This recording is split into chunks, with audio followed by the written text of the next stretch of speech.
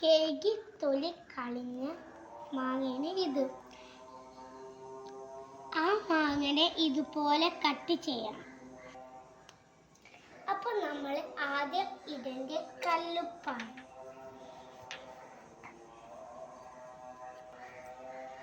അപ്പോൾ നമ്മൾ പൊടിപ്പാണ് ഇനി ഇടേണ്ടത്.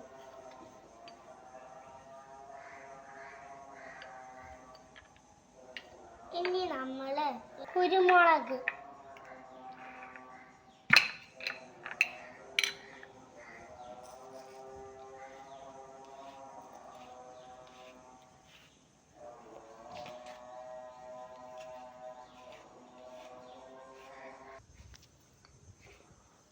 ഇനി നമ്മൾ മിക്സ് ചെയ്യാം.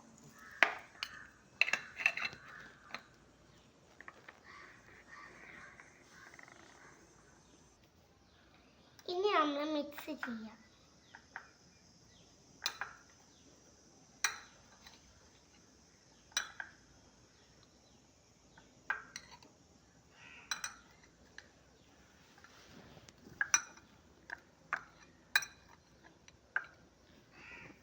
ഇനി നമ്മൾ ഇത് ഒന്ന് ടേസ്റ്റ് ചെയ്തു.